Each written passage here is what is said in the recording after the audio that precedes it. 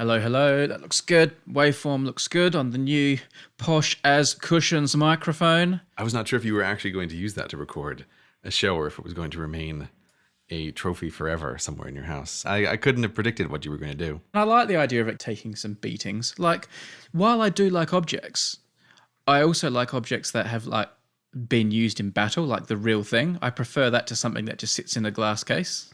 So once this has got scratches on it and I've dropped it and it's got a few dings and dongs and things, that's just going to make me love it more. And, knowing that it was used for the next 200 to 300 Hello Internet episodes. Whoa. You and I will be automated by then, of course. Hopefully. Thanks. I would like nothing more than to collect the revenues on an automated Hello Internet. I'm so excited to tell you about this that I don't know how to tell you. Okay. Do I stretch it out as a big long story with a twist, or do I just tell you the cool thing first? And I don't know how to do it. I think I'm going to just jump right in and give you the good stuff because you just have to know. It's too cool. I don't know, Brady. Isn't it always best to start at the beginning? No, not always. I'm going to mess around with the timeline a bit here. Okay. I'm going to send you a picture. Okay. Okay? In itself, it's a pretty cool picture. Here we go. Oh. What are you seeing there? The scale is a little tricky on this photograph, but it looks like I am seeing a rocket launch at night. I can't quite tell how big this actually is, but it looks like a pretty reasonably sized rocket launching over the ocean.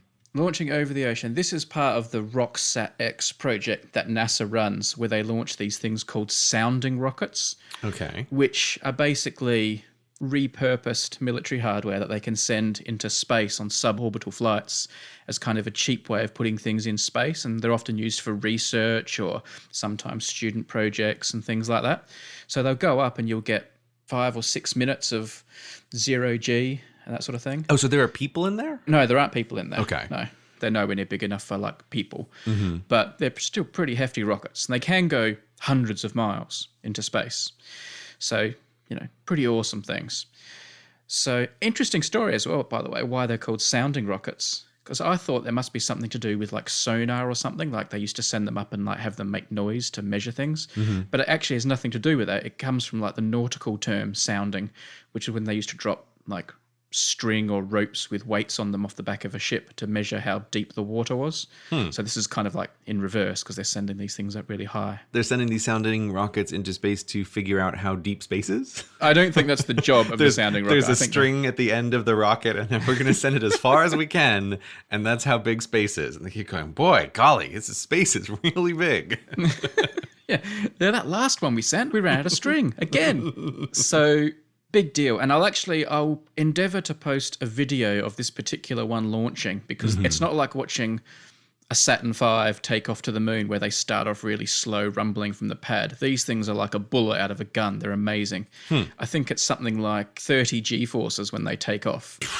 Okay, so yes, there's nobody in that rocket. Yeah, it's crazy. And even when it's at sustained flight, it's about 15 G. So you couldn't put people in it. And they also spin at a crazy rate to keep them stable. But then this particular one sort of stops spinning when it gets into space, and it stayed sort of weightless and hardly moving at all for 6 minutes. And then they re-spin it up and it falls back down to Earth and it lands in the ocean, in the Atlantic Ocean. This thing takes off from a place called the Wallops Flight Facility, which is an island off Virginia.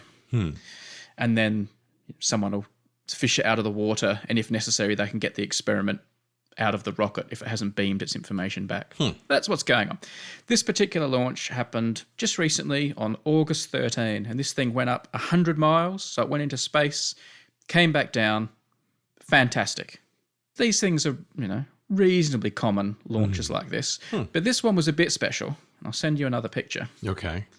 Because as far as I know, this is the first time that the Hello Internet nail and gear flag has gone into space. There was a nail and gear flag in the nose of this rocket. And so the nail and gear flag has now been into space. Wow. Okay, so you sent me a picture of a mini flag that it looks like somebody made about the length of a number 2 pencil. This was in the nose of the spaceship that we're talking about here? It was. So, if I may explain. Okay, yeah. How did this come to pass? Basically, the start of Operation Tetra, as I'm calling it, I was contacted by a Tim, who I'm going to give the code name Deep Space. So Deep Space contacted me, and this person was working on the experimental payload. And it's quite common for people working on these sort of things to put a couple of little personal trinkets in. Like everyone will like sign it if there's something that can be signed, and they might put like an SD card with a bunch of pictures and everyone's names on them so they can say your name went into space and that. So Deep Space contacted me and basically said there could be an opportunity here. So we decided it was time for the nailing gear to go into space. But it had to be extremely small. We couldn't send like a full-size flag because the amount of space and weight you've got is like tiny. Yeah. He basically said it had to be small enough that if it was all like wound up, it could fit inside like a tiny little like pill container. And the amount of fuel you need to accelerate any mass to 30 Gs at a sustained level, it gets expensive fast. But luckily, I happen to be very good friends in Bristol here with a very talented woman whose business is doing tiny, like intricate stitching and needlework. Oh. Because I didn't want to just send like a paper flag or a cardboard flag into space because I thought that would be a bit naff. I want it to be like a proper cloth flag with, you know, the nailing gear embroidered on, like stitched onto the... So what you're looking at there is not just like a piece of paper that looks like the nailing gear. That is a proper cloth flag with little bits of string and like all the little things as if you were going to fly it. So it is a proper nailing gear flag shrunk down. And even the white part there is like separate cloth stitched on. I'll include some more detailed photos later. So this friend of mine made this beautiful tiny flag. Yeah, you sent me the world's tiniest photograph of this tiny flag. You sent me a photograph for ants. So I couldn't quite see the detail. But yes, once you start describing it, I can see that it has that additional bit of white on it so that it can be flown on a tiny planet that this spaceship might land on, maybe. I'm going to say that makes it 100 times better that it's not just a piece of paper with the logo printed out on it. It is a Hello Internet flag shrunk down to tiny size. That's way better. That's way better. For the listeners, after my complaining that the photograph Brady sent me was too small, Brady has now sent macro shots of the detail of this flag. I think these are 10, 20 megapixel photos that have come across the old iMessage.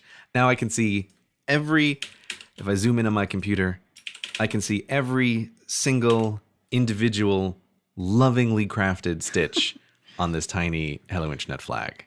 It's beautiful. I did say to my friend Kate, because like her business is making these tiny stitch things, like she makes like recreations of detailed maps out of stitches. And I did say to her, once the Tims see this, like they're going to get pretty excited. I did say, how do you feel about making a whole bunch of tiny nailing gear flags? And she sort of said, maybe. If they're popular, she may have a sideline.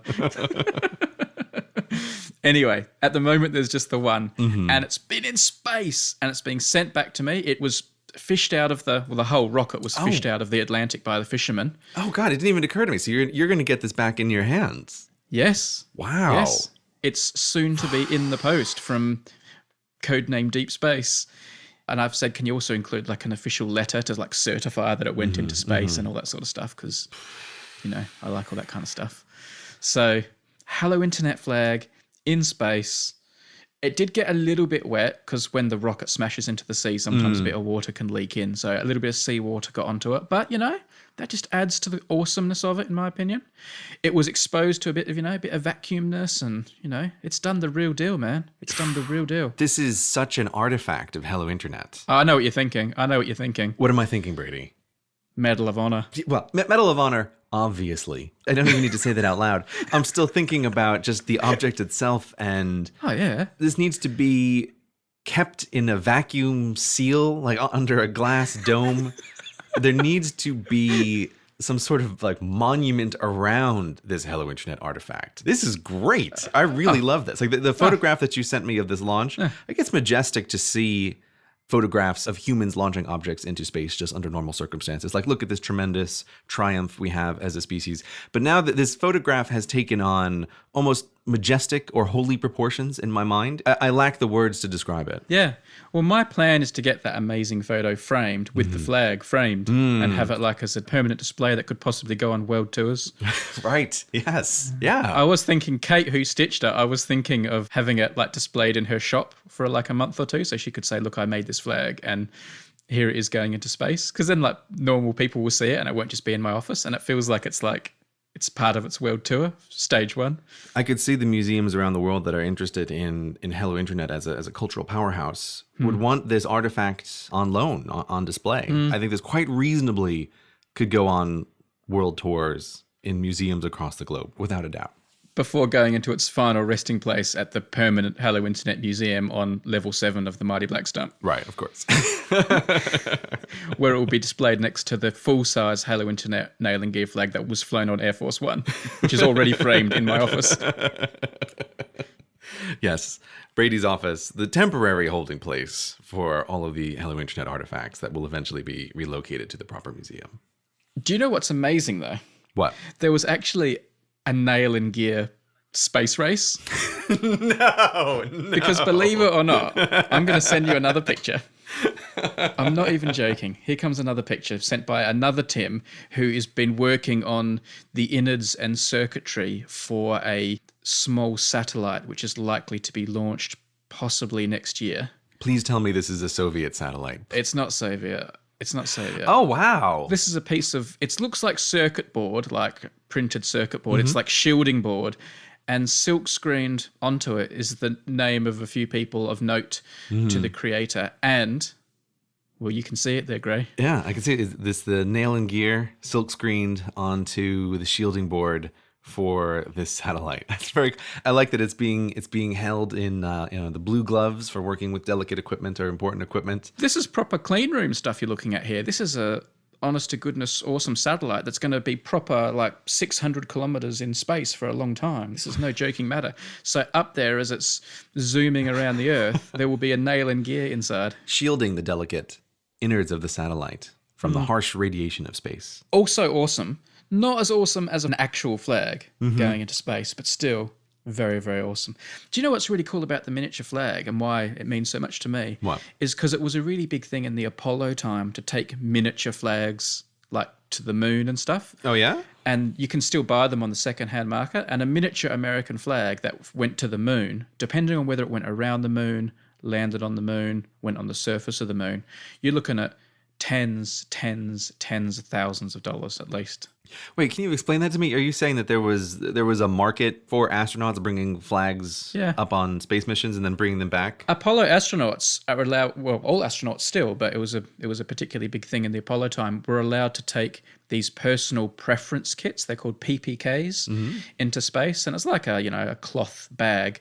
And you could put whatever you wanted in there. So they would put things in there that would be valuable because they went to space. And if the material stayed in the module that went around the moon, that's pretty valuable.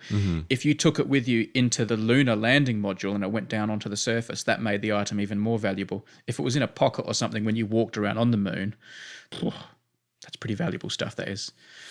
It did start causing a few controversies later on. Apollo 15 got themselves into a bit of controversy to do with taking up a bunch of envelopes and stamps and sign stuff, and the whole sort of grubby market side of it became a little bit controversial for a while. That's what I was wondering, is this like part of the unofficial compensation package of becoming an astronaut? Is like, oh, wink, wink, we all know you get to bring up some stuff that you can sell on the gray market. It wasn't even unofficial. There are these things and you can still buy them today. There's quite a market for them. I think they're called insurance covers, and they would be like an official envelope, like with nice printed stuff on it, like a picture of the crew commemorating the mission, and like stamps and things like that. And all the astronauts on that mission, like Neil Armstrong and Buzz Aldrin and Michael Collins did this, would each sign the envelope. So it had all 3 members of the mission on the envelope, and they'd do a whole bunch of them, and then those envelopes would be split amongst the families, because then if they then like died on the moon, because they couldn't get life insurance because no one would insure them, these things would be so valuable, they would act as life insurance. So they were actually called insurance covers, and they were things they were sitting there signing, thinking, this is going to keep my family fed if I die in space. Interesting stuff, isn't it? The envelope thing, I've heard that. I guess what I'm wondering is like this policy of you can bring up a little bag full of personal items. Yeah. How much was it blessed or anticipated from NASA that you, of course, are going to bring up things that you're just going to resell versus, oh, you're bringing up a photograph of your wife and family, to put on the dashboard of the spaceship, like in a movie or whatever. Or leave on the moon. There was one Apollo astronaut who left a photo of his wife and kids actually on the surface of the moon. Or to do that. Like, I guess that's what I'm wondering is, I understand that they could officially bring up objects, but was it foreseen or anticipated that this would rapidly turn into a gray market of memorabilia? I'm pretty sure it was already a known thing that was happening. Like even before Apollo, the earlier missions, it was sort of already a thing that items flown in space were valuable, and astronauts, were known to be taking them up there and like doing their own little side deals with people to take certain things into space. It came to a head after Apollo 15. I can't remember all the exact details. I think from memory it was reaching a kind of more industrial scale almost, and then it kind of started looking bad, right. And then they sort of introduced some new rules. But up until then, it was kind of okay. NASA, again, I'm just speaking from memory here, but I believe NASA didn't even look at what was in those bags. That's how personal they were. The only person who had a list of what was in your personal preference kit, I believe, was probably Deke Slayton, who was the head of the astronaut office. So he had to know what was in there just so that you weren't taking, a stick of dynamite up or something like that. Right. Or they have an inventory just in case there's an Apollo 13 moment of, oh, somebody brought Scotch tape. How incredibly convenient this is. Yeah. I actually brought the correct shaped carbon dioxide filter in my personal preference kit. What a blessing. That's really interesting. I have one more question about this, Brady. Oh, only one. Go on. Can you explain the name Operation Tetra? I feel like there's some clever meaning to this that I, as a person who lacks your encyclopedic knowledge of outer space, I am not picking up on what is this operation name and what does it mean? The reason it is called Operation Tetra is not for me to reveal. That is a decision for Deep Space if he wishes to reveal it. Okay. That's how secretive it is. If Deep Space wishes to reveal why we're calling it Operation Tetra, that is his prerogative. Okay. Wow. We'll find out next episode if such information is revealed or if it remains forever a mystery. I was so excited by this. But before I spoke about it on the show today, because obviously most of this had been done by email and post, before I spoke about it on the show today, I wanted to have had a voice conversation just to find out, you find out so much more that way. Right. So I had the phone call and that just got me even more excited. And I couldn't tell you because I wanted to surprise you on the show. So I immediately phoned my wife and she's like, what's going on? I'm like, I'm so excited. I just have to tell you what's going on. And and she already knew about the thing going into space. I was like, I spoke to him. She's like, oh, that's good. And, I told her all sorts of bits and pieces and she listened. And do you know what her reaction was? I'm going to guess, as with so many things with your wife and Hello Internet related, her reaction was no reaction? She said, don't forget to pick up some bananas at the shop. Oh, God. Oh, God, that's the worst. That is so deflationary. I understand that feeling. I have been on the unintentional receiving end of those kind of remarks too, where you're telling someone something that you think is so amazing, and that other person's like, oh, that's great, that's great. We need milk as well if you happen to be going out. And you're like, oh. Before that, she did ask me one question, and that kind of shot me down as well, because I said, oh, the flag, it went into space. It went into space. And she went, where in space did it go? And then I went, oh, well, it went up high for 6 minutes and then it fell back down into the sea. Okay. She was looking for a planet name. Yeah. Is that what she's looking for? A planet. Actually, 2.5 years ago on day one of the podcast, we launched a probe and headed out towards Pluto, and it's just come back. Anyway, I did pick up the bananas. We get the important things done here. Speaking of space, Gray, Elon Musk apparently has released the picture of what the spacesuit is going to look like that is going to be worn by his SpaceX crew when they go to space. I mean, I don't know why there's crew on his Dragon cargo capsules, but... Okay, I have a question here, Brady. Okay, there's a good chance I won't have the answer. No, well, okay. My question is actually partly about that, because I feel like, maybe I'm wrong about this, but I feel like you're a real NASA man. Am I right about that? Yeah. a couple of episodes ago, there was something about cars in Australia, and it was like, oh, everybody in Australia, it's wibbly wobblies versus zingers. Like, and I'm a wibbly wobbly man. Like, people pick sides in these things. I know what you're talking about now. Ford and Holden. Yeah. Okay, yeah. Yeah, I got it. All right. I may be wrong, but I'm realizing when you send me this story about SpaceX that I feel like you're a NASA man in your bones. And I would wonder, first, is that correct? And if it is correct, how much do you follow news about SpaceX? I love NASA because, they've got the runs on the board, haven't they? They put people on the moon. They were the groundbreakers. And when they were doing space stuff at its best, it was all about just what can we do? What can we do just for the sake of doing? Not what's going to make us money. Not how much money are we going to get by landing on the moon or putting people in space or taking a photo of the moons of Saturn. It was just what can we do and let's do it. And I love them for that. Times have changed. And times have even changed at NASA, in my opinion. And so when I look at things like SpaceX, while they're doing impressive difficult things, a lot of it is kind of what can we do that's already been done but cheaper, or what can we do that's already been done but earn money from it, right? And like that's important, and like I know it's important to make space stuff cheaper because that's what's going to make it more useful to us as humans, but that just doesn't inspire me. I'm not inspired by economics. Like when they keep landing these reusable rockets and everyone's like, this is a great milestone for space. Like, it's not a great milestone. It just means it's going to make rocket use cheaper. And like, to me, that's not a milestone. That's just like economies. And like, don't get me wrong, it does look pretty impressive when those things land because it just is such a bizarre looking thing to see something land backwards like that. So I am impressed by the visuals of it. But I don't think all these milestones of making things cheaper are like inspiring me. I think they're good and I'm glad people are doing them and I'm glad there are businessmen who care about these things because it's important to push it all forward. So I'm not going to poo-poo them, but I'm also not going to get stars in my eyes and think how wonderful this is. I just think it's just the corporatization and the businessization of space, which was inevitable and fine, but it just doesn't stir me. You liked space before it was all corporate? Yeah. You've summed it up there. Yeah. It's interesting because I am very aware that of all of the companies that are in the Musk orbit, the only one that I actually really follow with any detail is Tesla. And I haven't followed any of the news out of SpaceX. It just doesn't hold my mind, even though like I completely agree with your comments about like the economics of it are important for the future of space travel. It's just that I don't follow it. I actually haven't even seen one of those videos yet of the rockets landing backwards. Like I've seen still photographs, but I've never actually seen the video itself. It's quite a sight. It's quite a funny sight. It's worth a look. Yeah. But what I just think is interesting is I do know people who are into space, and it's like for some people, like while you are a NASA man, some people are all in on SpaceX. Like they're super interested in SpaceX and not very interested in the stuff that came before SpaceX. Yeah.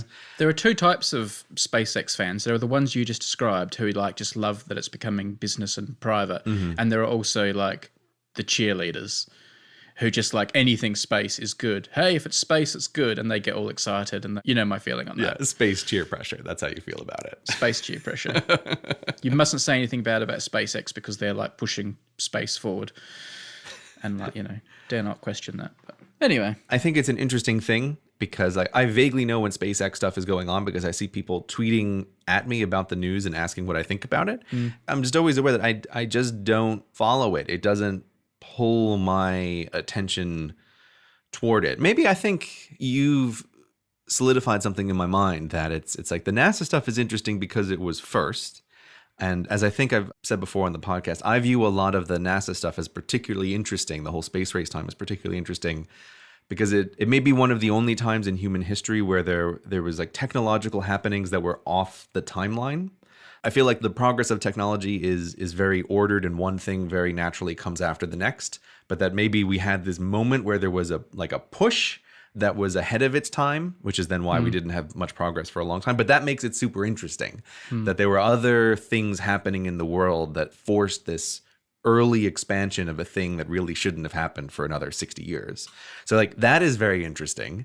But I think you're right. Maybe a lot of the stuff right now it doesn't capture my attention because it is mostly about dropping the costs to the point at which it's economical to do. And then maybe my interest will uptick once it gets out of the we're dropping the cost phase. And it's like, okay, I think I'll be excited once we start actually moving cargo in and out of space, or like when we actually start mining asteroids like Jeff Bezos's rival company is trying to do. Like, I think that's maybe where I'll be interested again, but I still feel like I'm at a real lull for interest in what's going on in space. Like, we're going through a necessary process, but it's not exciting to me yet until we start doing like new things again. Yeah, I think I get a little bit demotivated when I think people are doing things just for the money.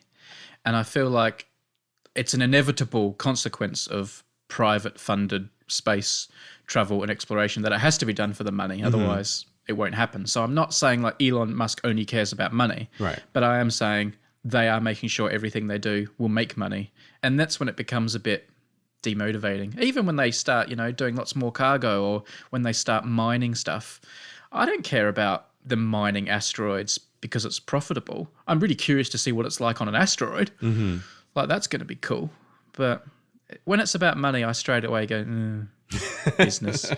I love when things are being done just for the accomplishment. For the glory of it? Glory? Okay, yeah, glory too. I understand that feeling. I think my feeling is a little bit different in that I think with stuff like this, in my mind, when I think about mining asteroids, I think it's not like, wow, Bezos or Musk are going to make a fortune on those asteroids, right? Isn't that exciting? I think I'm much more interested because it's like the money is an indication that something is useful now. It's not just a stunt. It means like if a thing can be done for profit, it means there is some intrinsic utility in the thing for someone, somewhere. Like, that's where it starts becoming interesting again. Like once the economics of asteroid mining become viable, it means that whatever it is that's happening is useful and relevant to people in some way. But it feels like we're not there yet, and who knows how long it will take to actually get there. This is also the kind of thing I feel like I have no idea or mental estimate of, like, what is the timeline of how long is it going to take before the very first roll of copper is ever pulled in from an asteroid. Like, I have no idea. Is that 10 years? Is it 50 years? Is it 100 years away? Like, I don't have any concept of what people are thinking about in that domain. I get it, and I get why that is of interest to you, and it certainly is important to lots of people, and it's inevitable that that's the way things would end up. But I feel sad that that is actually become so important to everyone. Like, that's what's reigned in NASA, isn't it? People started saying, how is what you're doing actually useful to humans?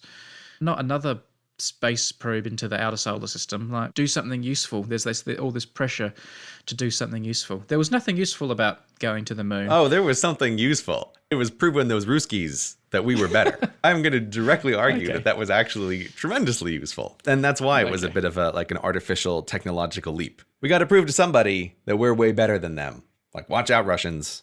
America rules. Yeah, but America didn't prove its might by finding a cheaper way to refine copper, or it didn't prove its might by increasing its gross domestic product by 15% and use that as its way of saying, see, Russia, we are mighty. What they did was something audacious with no seeming economic value. So even though there was the political utility of it at the time, the thing they realized they had to do to really wow the world and prove their amazingness wasn't economic. It was outside that. Anyway, Elon Musk has released this image of their spacesuit. I was just curious what you thought of it. I thought, like, it's obviously a very glossy PR picture designed to impress, but it's the first look at a private spacesuit. I wonder what you thought of it. I don't know. I think it looks sleek. It looks very 2001. There isn't much to comment on it, except there is something that endlessly tickles me about The Guardian has an article in which they reference that, quote, Chief Executive Elon Musk revealed the suit on Instagram on Wednesday. Right? Like, there's something about that I find really funny, that we live in this world where the CEOs of major companies, or even big notable politicians, like, they announce stuff on like Twitter and Instagram, and I just wait for the day when someone really important announces a thing on Reddit, and then newspapers have to reveal that Cybermonkey 47 revealed his future plans about this enormous company that he runs on his Reddit. Like, I feel like it is only a matter of time before some kid who's had a social media account forever with a dumb name, who just wants to keep keeping it, becomes a CEO of an important company, and then all of his announcements are on this social media with his old handle, right, that he made up when he was 13. Like, it tickles me to think that that's going to happen eventually. Or like, I look forward to like a president declaring war on Snapchat, and like it disappears after 24 hours. Oh, did he declare war? The snap's not there anymore. Oh, it's okay. I screen grabbed it. This episode of Hello Internet is brought to you by our good friends at Audible. Audible brings you an unmatched selection of audiobooks, original audio shows, news, comedy, and more. You can get a free audiobook with a 30-day trial at audible.com/hellointernet. One of the things I like about listening to audiobooks is I find much more than a physical book, it's easier to reread an audiobook that you like a lot. And I have a few favorites that I like to revisit on occasion. And one of those that's been on my mind, given some of the things we've been discussing on Hello Internet, is Bill Bryson's In a Sunburned Country. Bill Bryson, if you're unaware, is a funny expat travel writer who I've enjoyed a bunch of his books. A Walk in the Woods, where he goes through the Appalachian Trail, is also quite good, and I think I have recommended to you before. But In a Sunburned Country, this is the book where he visits Australia. And I think perhaps I need to revisit this book so I can more deeply understand Auca. I feel like there's something I'm still not getting about this term that Brady discusses on the podcast. And it's been a long time since I've read In a Sunburned Country, so I think I need to go back for some Auca updates. I need to hear Bryson tell me about all of the kind of super adorable things that you can find in Australia. Cuddly koalas, posing platypi. The country is just filled with so much cuteness that I think I didn't appreciate on my first listen through. So if you are signing up with Audible and you're thinking about a book that you want to use as your free audiobook, perhaps think about giving In a Sunburned Country by Bill Bryson a try. So when you sign up with Audible, you'll be able to listen to your audiobooks anywhere on your iOS device, on your Android phone, on your Amazon Fire tablets, on your Windows phone. You can listen to audiobooks anywhere. They'll synchronize absolutely everywhere. You'll always be up to date. And unlike a streaming or rental service, with Audible, you actually own the books that you're getting. You can download those files. They're yours. So if you want to listen to it, Audible has it, with an unmatched selection of audiobooks, original audio shows, news, comedy, and more. Get your free audiobook with a 30-day trial by signing up today at audible.com/hellointernet. That's Audible, audible.com/hellointernet. Thanks again to Audible for sponsoring the show. All right. One other reasonably... significant piece of space news. Yeah. Where am I, Brady, right now? I actually don't know where you are. I'm assuming you're in England, but seriously, you never tell me. I actually, at one point, thought you'd gone to America for the eclipse and hadn't told me. Maybe I have. No, I haven't. I still don't know that you didn't. It is actually true that I have occasionally recorded the podcast from another location, and it just hasn't come up in the space of recording. But no, for this recording, I'm sure to the disappointment of hundreds of thousands of Tims, we are not in America recording while the eclipse is occurring. No. On a podcast many, many moons ago. Oh, clever. It was speculated whether or not we were going to be in America for the eclipse, whether or not the podcast was going to still be in existence at the time that the eclipse occurred. And the podcast still exists, but we did not make it to America this summer. Sorry, everybody. For 2 minutes, I was jealous of all my American friends. Mm-hmm. But for the 48 hours either side of those 2 minutes, I was feeling very, very happy to not be in airports and on planes. Yeah, I think that is definitely the case. For both of us, we've ended up with a summer with lots of travel, and it was very difficult to try to coordinate. I had the longest traveling I ever had this summer, which was then followed by a very short break being back in England, and then a big anniversary trip. And it's just like the summer was just a big traveling summer, and it just really wasn't going to work out going to America. So I have said before, seeing a total solar eclipse is an amazing thing. I did see one in China, and it remains one of the most extraordinary things I've seen. So I think everyone who was lucky enough to see it in the United States is very fortunate, and I hope they enjoyed it But the cheer pressure got a little bit crazy at some points on Twitter, and like I braved it occasionally with a little bit of mocking. The America-centricness of it took even my breath away. Like, someone needs to get over there and tell Americans that eclipses like happen elsewhere. Like, seriously, it was crazy that how like America-centric it was. But okay, my fault for following so many Americans on Twitter. Mm-hmm. But CNN did my head in most of all, constantly referring to this as the eclipse of the century. By what criteria this is the eclipse of the century, I have not been able to establish. I can't even make one up. Is it the only eclipse this century, Brady? No. Is it the only eclipse in America this century? No. Okay. Is it the biggest eclipse? No. It's not the longest. Is it the smallest eclipse? It's not the smallest. It's nothing. I couldn't find a single criteria by which this was the eclipse of the century other than it was happening right now in America. Is it the eclipse of the century that has been most often referred to as the eclipse of the century? Perhaps that is the metric by which they are measuring. And it will remain so until the next solar eclipse in the United States. Like, there are some people saying, oh, there's some coast-to-coast criteria, but eclipses have gone across like other countries. Mm-hmm. Like, if you are not being America-centric, there is no way you could call it the eclipse of the century. And even if you are being America-centric, they have a better eclipse this century. Admittedly, not for a long time. When is the better eclipse? Oh, it's like right at the end of the century. Okay, we'll promise right now, if the podcast is still running, we'll be there for the second eclipse of the century. We missed the first one, but we'll catch the second one in America. I started looking up other eclipses to find out what really is the eclipse of the century. I decided I wanted to figure out what would be the eclipse of the century. I didn't really decide on one. There was quite a good one in Antarctica that goes the opposite way to normal. But what I then started looking at was, well, what are just the best eclipses, full stop? And there's actually a Wikipedia page you can go to, because you know how they know every eclipse forever.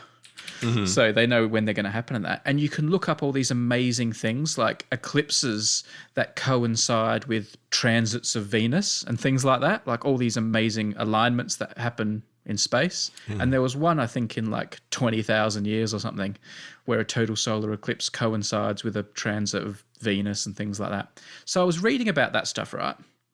And that stuff is so far in the future, it starts to make you feel a little bit insignificant, right? And then I saw an image taken from space of the eclipse that just happened, and it was like a time lapse showing the moon's shadow sweep across the Earth. And when you saw it in time lapse and you realized all an eclipse is like a shadow fleetingly crossing another object, part of me looked at that imagery and thought, that's amazing. Like, that's really amazing to see. It's amazing that we can do that we can look at the moon's shadow from space. Aren't we amazing? But another part of me thought, like, that was just a shadow briefly touching another object in space. It happens all the time. It will happen for hundreds of thousands of more years. It happens all across the universe all the time. And yet we humans down here are getting so excited and calling it the eclipse of the century, and like our planet's grinding to a halt so we can watch it. And it made me suddenly think, aren't humans like really fleeting and pathetic? Few things. First, I need you to send me the link to this list of eclipses, because when I searched for Wikipedia eclipse, the top result was Twilight Saga, eclipse. So I am not able to find this list that you're talking about. Put list of future astronomical events. Okay. This Wikipedia article is very interesting, but it is not what I think we're really looking for here. List of future astronomical events. Yeah, and if you scroll down to things that are happening, like, you know, in the year 20,346, Turban becomes the North Star and things like that. Okay, right. So I'm looking at list of future astronomical events. I enjoy this breakdown. We have the 21st century, including things like Halley's Comet reaches perihelion as it returns to the inner solar system. There's Venus occults Jupiter. I don't actually know what the word occults means in this context. It's kind of like an eclipse, but the other way. It's like two things crossing over each other in the night sky. Okay. So what was that one? Venus occults Jupiter. Venus occults Jupiter. So that would look like Venus was crossing in front of Jupiter from our perspective. Yeah. Okay. So there's a few things that are listed here in the 21st century. The next category is 22nd to 30th century. known as the near Star Trek future, I imagine. It then goes to the 4th to 10th millennium. But I really enjoy that after the 10th millennium, they simply call it the far future, right? Whereas I feel like 4th to 10th millennium, I think you could categorize it as the far future. I like that they're like, no. After 10th millennium, far future is what we need to talk about. Some of these are awesome, though, and it makes me sad that I won't be here. Like in the year 38,172, if you're on the surface of Neptune, you can watch Uranus transit across the front of the sun, the rarest of all planetary transits. Ooh. Wouldn't that be amazing? Or if you were around here on Earth in the year 67,173, Mercury and Venus cross the ecliptic at the same time, but then a mere 2,000 years later, you can watch something I would love to see, a simultaneous transit of Venus and Mercury, both crossing the sun's face at the same time. Personally, I like Wikipedia for some of its little human elements here, that in the year 4772 on October 13th, the Mayan calendar will require a 6th digit. I like to imagine that on October 12th of that year, there are once again people freaking out about the inevitable end of the Earth at that point. Like, oh, the Mayan calendar, it only has 5 digits. It's referred to as the Mayan bug. I really like the idea of that. That people will just have totally forgotten all of the history up until now. Like, oh no, Mayan calendar again. It's coming up to another digit the Mayans didn't see this far in advance. And in America, it'll still be eclipses of the century every time there's an eclipse in America. Yeah, that's what's going to happen here. It's an interesting list to see these things. I enjoy the idea of physicists calculating and finding these things or simulating these things on a computer, however it is they come across these events. This is also, for me, as a former physics major, it's the pleasing nature of being able to do calculations that are, so many times in physics, you're doing a calculation and you say these things like, oh, well, we're just going to have to ignore friction and air resistance for this physics problem. But when you're dealing with very massive bodies in space, in the vacuum of space, you can say, yeah, we can actually calculate what's going to happen in the year 7000, right? Because we can ignore friction because there isn't any friction. Like, it's trivial in this case. So I love the idea that you can just calculate that stuff so far out in advance. Apparently there is a point, though, where even like solar system predictions become chaotic. There has to be, because you have stuff like solar wind, and the vacuum of space is not a pure vacuum. There has to be some point at which that is. But like, how close is that to the actual heat death of the universe? I would love to know. Somebody knows. Yeah. Like, where does it start becoming chaotic in those predictions? Long after you and I are in the ground, that's for sure. But all of this aside, the thing I kept thinking about with this eclipse coming up in America, and of course, us having made reference to it years ago, I feel like someone has been turning up the volume in the background of my life for the past 3 months about how often I hear about this eclipse, like on Twitter and references to the rest of it.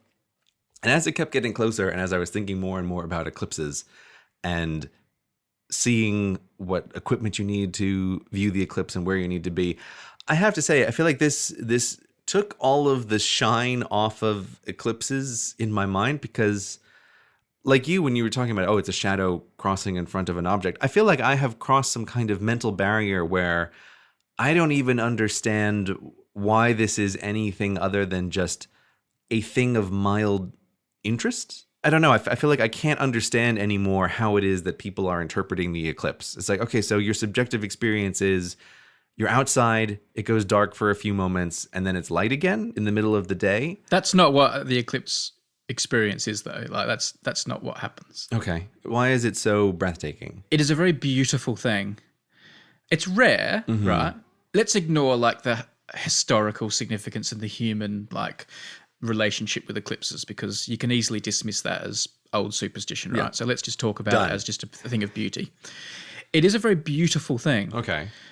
It's also like just something so far from what you're used to seeing, like watching the sun, which you've seen like every day of your life in the sky, suddenly being like eaten away like Pac-Man is like, it's just very strange to look up and think, that's like a really strange thing to see.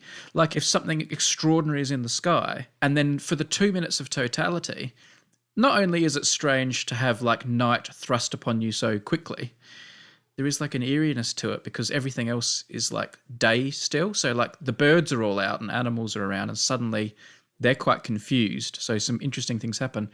But the most important thing is it just looks really beautiful, the way you see the corona and the diamond ring phenomena and the glistening around the edge of the sun, this black disk in the sky with the light around it.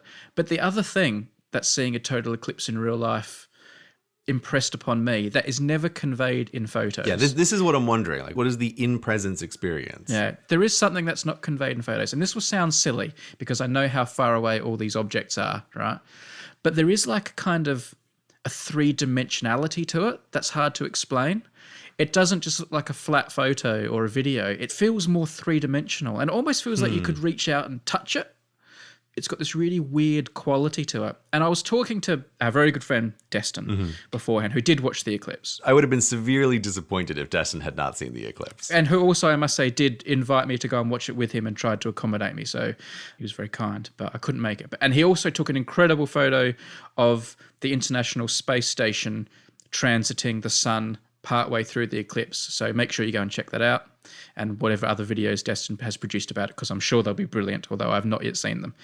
But when I was talking to Destin beforehand, I said to him, whatever you do, like make sure you put your camera down at some point and look at it, because there's something about seeing it that no photo will convey, and you should just stop and look at it for a minute, because that's the best thing about it. And afterwards, like he said, I even stopped taking photos. I almost forgot to take photos because looking at it was what it was all about, and he couldn't have agreed more. And I said, do you agree? Like, no photo can explain what that looks like. And he said, 100% agree. Maybe you're talking me back into it, Brady. You should definitely watch one at some point.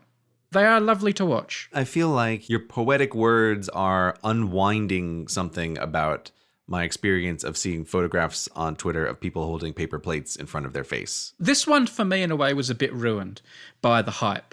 Like, I'd rather go and watch one in Antarctica or, like, in some obscure place where it feels a little bit more...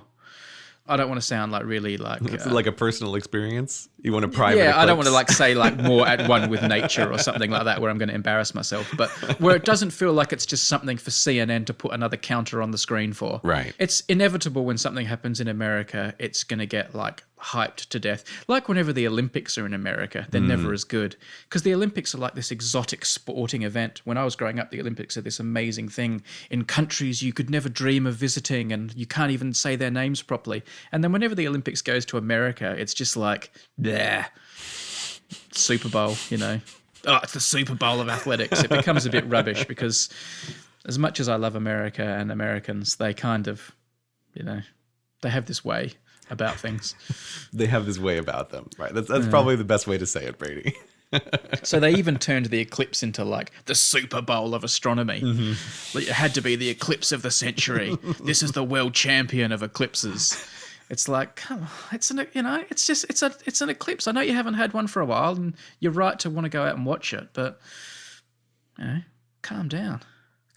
I'm feeling like the inevitable name of this podcast should be Eclipse of the Century. But perhaps that's a bit too mean, right? It's like that's going to set terrible expectations for the listeners if they see Eclipse of the Century.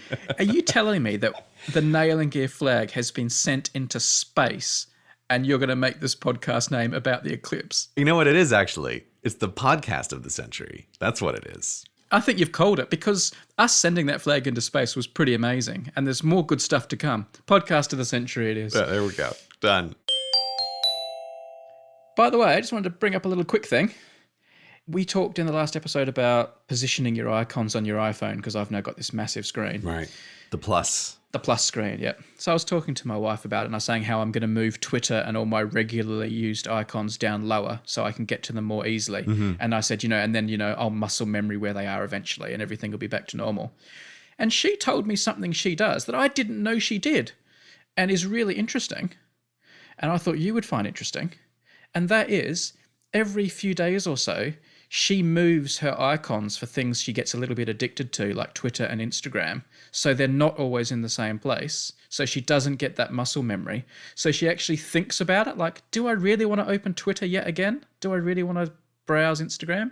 Like, to actually put a barrier to finding it, to stop her opening it all the time out of force of habit. And I found that I didn't know she did it, and I found it fascinating. And I thought it was a really clever idea. That is a really great idea. Yeah. It's a really interesting idea because I mean, my tack to this is to take everything off my phone except the absolute bare minimum of what I need. Probably, I think you would say definitely to a level at which it inconveniences the other people who have to interact with me. Yes. Yeah, there you go. Definite yes from Brady there, without a doubt, because I make my phone as inert an object as possible that does as few functions as possible. Right.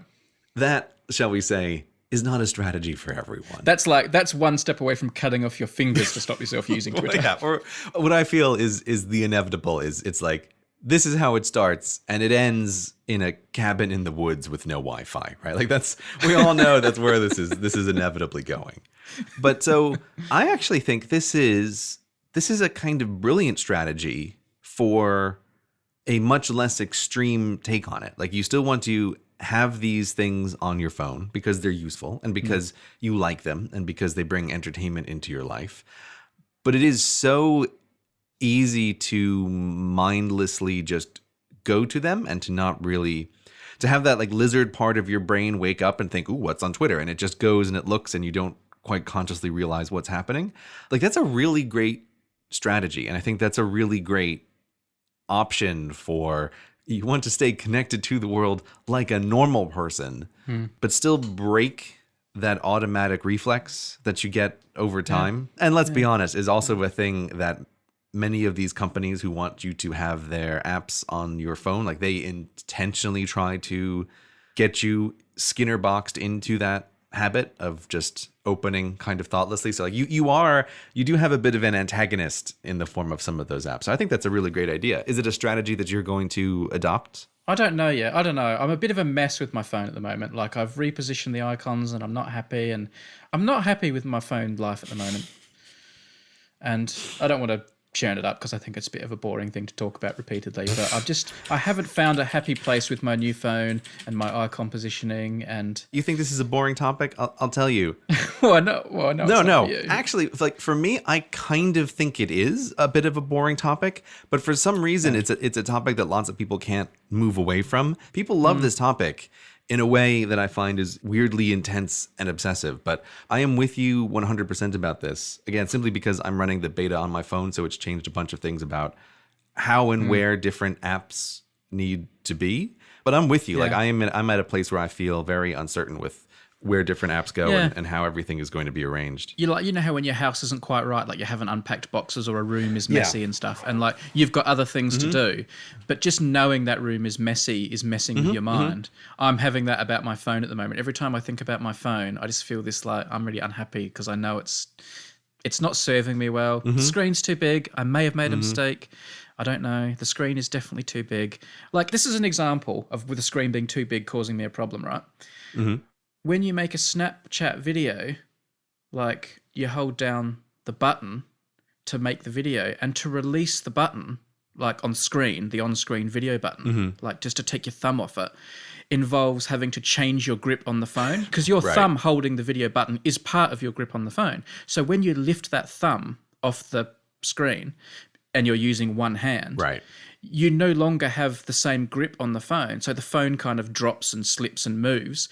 And that is the last half a second of your Snapchat video, which you then can't edit because you can't edit Snapchat videos. So every Snapchat video I make ends with the camera just suddenly jerking for half a second as I lift my thumb off the video. Like it's just little things like that. It's annoying, and these devices are with us all the time. And it's like a thing that you have to deal with all day long. Like I'm with you 100% about it. That is, it's like having part of your house not in order. Yeah. It's worse than that because it's a thing that you end up opening and looking at so many times.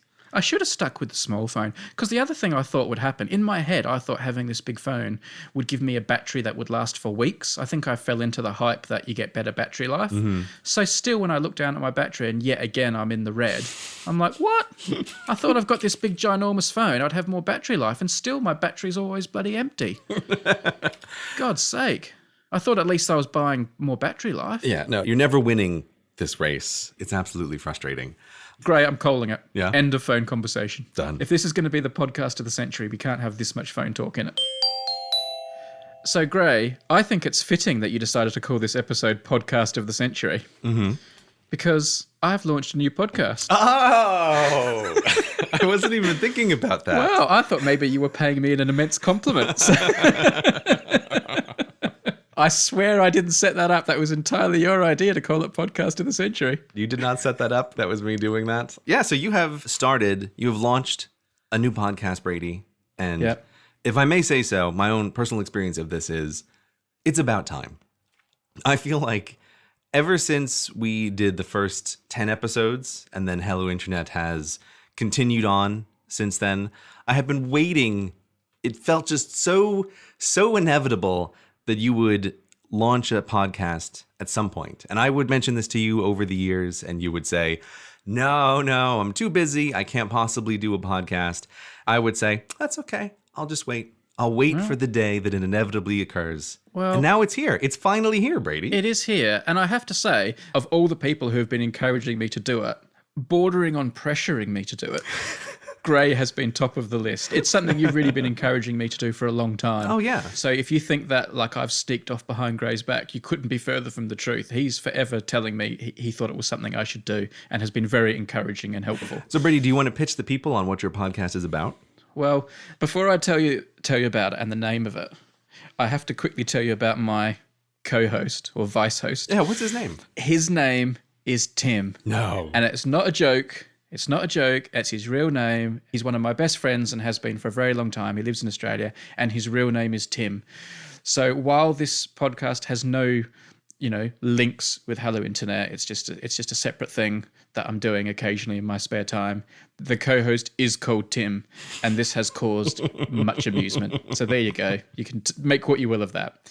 It's a podcast I'm doing with my friend Tim, and the name of it is the Unmade Podcast, and the pitch of it is, so far, you never know what direction a podcast is going to end up going. No, of course. So far, the idea is in each episode, we discuss ideas for podcasts that would be fun to make, and then we talk about each other's ideas and whether we think they're good ideas or bad ideas, and it's supposed to be funny. So sometimes it's a serious idea. More often than not, they're silly ideas, and we each pitch 2 ideas to each other per episode, and then we just chat about them and joke around and see where the conversation goes, and it's been quite good fun to make. So Unmade Podcast, because they're podcasts that will probably always be unmade. It's a tease, Brady. It's an eternal tease for these podcasts that people are going to want. Can I do a little bit of a spoiler for the first episode, just related to this? You can. The first episode came out before we were recording, so hopefully some people have actually listened to it. Yeah, it came out, yesterday? Day before yesterday? In our recording timeline here. Mm-hmm. So I've listened to the first episode. And the tease thing about it, I actually got a preview. I got to hear an early cut. You did. You had exclusive first listen. I felt very privileged with that. You actually listened to it before it was properly cut down to size, though, so you heard it when it was still a little bit ugly, but that's okay. I didn't think it was ugly. No. But there's a funny thing here. So the segment that you have at the very end is where your co-host suggests the idea of a Groundhog Day podcast in which you are going to discuss Groundhog Day every day. Mm-hmm. And I told you at the time, that's a hilarious topic because it's obviously such a terrible idea. But after listening to that show, it's one of these things like that idea keeps haunting me. I keep thinking about the Groundhog Day podcast, and I feel like there is nothing more that I want than to hear you do a Groundhog Day podcast. Like I can't let this idea go. Yeah. And I feel like this is what the podcast may be, is just getting teased about shows that are not going to be made, because it would be crazy for you to make the Groundhog Day podcast. Yeah. But I cannot let it go. I keep coming back to this idea of every day you doing a podcast about the movie Groundhog Day. It's fantastic. So another idea that came up in that first episode was one that I suggested I called it Podcastology, and every episode you discuss a different ology. So it could be biology or proctology or entomology and that sort of thing. And it was more of a serious idea. We joked around about it, but it was a serious idea. And seriously, the number of people who've contacted me saying, like, yeah, we like the Unmade Podcast, Brady, but whatever you do, you have to start that ology one. That's one we really want to hear. So I think you're right. I think like as we throw these ideas around, we're going to get a lot of people saying, that's actually probably a podcast you should make. Which is like, maybe it's nice that they think that. I have to say though, like to be a bit meta about it, obviously I think about the episodes beforehand and think, oh, what ideas am I going to have? And I always I want them to be funny. So I always come up with some ridiculous, stupid idea that could never be a podcast. And I just sit around thinking about it. And within an hour, I've reshaped it in my head and tweaked it and thought about it to a point where I think, you know what, this actually would be a really good podcast. And no matter how stupid the idea is, I always end up thinking, that is stupid, but that should probably get made. That'd be pretty good, you know? I'm just realizing now, somehow this had not occurred to me before this very moment, but it somehow seems inevitable that the person who has so many projects that he runs would end up doing a podcast about an infinite possibility of potential projects. That's what happened, Gray. When Tim and I were discussing what are we going to do a podcast about, we had 3 or 4 ideas. And we kept changing the idea because each day we thought we had a better idea. And it got to a point where I was saying, you know, all these ideas are so interesting that we're talking about. Why don't we just make the podcast about all the ideas we're having for a podcast? So that's what we're doing. I have had a couple of little observations I wanted to share, though. There's something I wanted to say about it because Hello Internet, you run the show on Hello Internet and you do all the behind the scenes stuff and run all the technical stuff. And I've actually always been quite oblivious to it. So I've had to learn how to do all that stuff because I'm running this new one.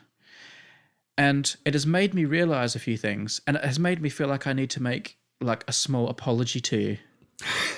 Because like to make the apology, I will first have to admit to a slightly uncharitable thought I had about you. And that was before we started like working together properly and we were just friends and I watched your videos, I always thought that you were this really like accurate, meticulous guy because your videos are all about, you know, really good, accurate explaining and things that are researched and the videos are so well prepared and well executed. So I had this image of you. Okay, I'm not sure where this apology is going. Okay. Well, when we started working together more and I started having more communication with you, but also you started doing like Hello Internet stuff, I would like occasionally find little things like a little typo or something that I thought was a little bit sloppy, like a space missing, or there should be a, you know, just little tiny things little details that I thought weren't perfect. And I thought, oh, he's not, you know, he's a bit sloppier than I thought, you know, and, you know, fair enough. That's okay. I've now realized that when you are doing a podcast and you were doing all this stuff behind the scenes on Hello Internet, it is such a faffy job. There are so many different little things to do. There are so many balls to keep in the air at once, so many little fields and things you have to fill out and bits and pieces to do, that those little mistakes that I thought you were making because you just weren't paying attention to detail, that was not the case at all. There's just too much to do. And like, it just gets away from you, all this stuff really quickly. Like, I'm sure it will become more routine in time, but at the moment I'm finding all the stuff you do on the technical side of a podcast is really like, I feel like a duck really paddling really fast underwater. So all those times when you made a little mistake here or there on a web page and I was texting you saying, Gray, I think you need to fix this on that web page because it doesn't look absolutely perfect. I take all that back now. I now realize what you were doing and you did a very good job. So apologies for those thoughts. Thank you. I accept your apology for your silent thoughts. All right. But now you do see why I made originally like the 100-point, here's all the switches you need to flip and all the things that you need to do. It is, you use the right word. It is a remarkably faffy job with just like a whole bunch of picky little things that are really easy to forget when you're launching a podcast. So now that you are at the helm of your other show, this burden of responsibility falls on you as the captain of that show. A couple more little observations. One is just, and this is something that's true for any project, but I've just been reminded of it because I haven't started like a new project since Objectivity. How long has Objectivity been running now? Well, over 2 years. Somehow that makes me feel really old. Yeah. And it's reminded me how all-consuming and what a narcotic it can be to like do like something new. Like, because the Unmade Podcast is like, it's taken us, seriously, I'm not joking here, it's taken us a year to record a few episodes because we're both so busy. So I'm not sure what the future of this podcast is, if it's going to be just a few episodes occasionally or it's going to be regular. At the moment, regular looks difficult. But maybe it will be. I hope it will be. But just doing something new and putting something new out there, it's really exciting and it's really all-consuming. And even though like I'm making no money from it and I shouldn't be doing it and I should be like doing all my projects that are like my job, right? Like it just takes up a disproportionate amount of your headspace when you do something new. And that's like voluntary because it's such a drug to be creating something new, and it's such a nice feeling. So I have enjoyed putting something new out. I still enjoy every new episode of Hello Internet and every new episode of Numberphile and every new episode of everything I do. But the whole project being new is like another level up, isn't it? Yeah, that is a very, very different thing. I think if someone searches back through my Twitter history, I think I made a comment exactly along these lines when we launched Hello Internet about how it's so exciting and different to launch a new project into the world. It's not like anything else. It's not like uploading videos to your existing channel. It's not like continuing to produce episodes of a thing that you already do. This is also why I think in the world of just being people who have to create things for a living, the other side of this is that you do have a kind of siren song of new projects always attracting you away from your current work because of that excitement. I'm glad that you're being able to experience that. And I'm particularly shocked to realize that it has been 2 years since you did that with Objectivity. The Brady in my head is always just spawning new channels constantly. I think it's getting closer to 3 years. There's like 120 odd episodes. No, let's not say that. Let's just say 2. Let's just say 2. I'll feel better about that. All right. Yeah. Another thing I noticed, the idea of this podcast, as we've said, is just to come up with ideas for podcasts. And we usually give them a name. And I find this very easy, coming up with ideas and giving them a name. But do you know what's funny? What an incredibly difficult process it was to actually name this podcast. It was so difficult. Like every other idea I have in the show, I give it a name like just off the top of my head straight away, and it just seems like a natural fit. And I'm usually pretty happy with it. But this was really difficult, as you know, because I was lamenting to you coming up with a name. You seem pretty desperate on iMessage about names. It was such a hard show to name. The branding of it and the look of it was quite easy because I got like a really good artist to do it. The branding was easy because you didn't do that part. Yeah. And also he did do all the branding based on an earlier name. And then I called him up and said, no, we're not doing that name. So he had to start again. But anyway, it was very hard to name. How did you name Hello Internet? Because that was your idea. We bounced around ideas a little bit, forever ago about naming the podcast, but it was mainly like we kind of knew that the show wasn't going to be about anything in particular. So we had to pick a name that wasn't really anything in particular. I'm not sure that Hello Internet is the best name for this show as it currently exists, but it doesn't matter because, especially with a show like this one, the name just becomes the thing. As long as the name doesn't have some specific meaning, then it just becomes what it is. Hello Internet is the name of this show. Even if for someone who's a new listener, does that name make any sense? Like, it doesn't really, but it just is what it is. Because I was having this discussion. I was discussing with my wife and I was saying, am I worrying too much about the name? I said the same thing. I said, the show, if the show's good, that's what matters. And then the name just fits the show. Yeah, without a doubt. And I even said to her, look at Hello Internet. That's not a particularly good name. And that's become very successful. And she said, Hello Internet's a really good name. And I had never thought of it as a good name before. So, yeah. I think it's just a name. I wouldn't say that it's a particularly good name. I think it ends up having really good associations for the people who listen to the show because they like the show, and then that's the name. I think the name only matters if you're trying to really be about a specific thing and capture the audience for that thing. Like if you were launching a new podcast talking about all of the exciting new economies of scale in outer space, and you wanted people who are really into that kind of thing to listen to your show, then you need to have a title that describes what that show is about. Mining for cheaper in outer space podcast show, right? That's the name you need so that people know what it actually is. But I think for these, like for two dudes talking kinds of shows, it doesn't really matter what the name. Like I'm just running through my mental list of the shows that I listen to that are, maybe ostensibly about a thing or ostensibly have a format, but are really just about liking who the hosts are. None of those names really matter. None of them are really descriptive about what the show is. And it doesn't make any difference because you're listening for the people. You're not listening for the specific content. The Unmade Podcast does have a bit more of a format than Hello Internet, though. It does, but ultimately, like from having listened to the first episode, and of course, we know better than anybody. Like shows aren't what they start as necessarily; they grow and they become their own thing.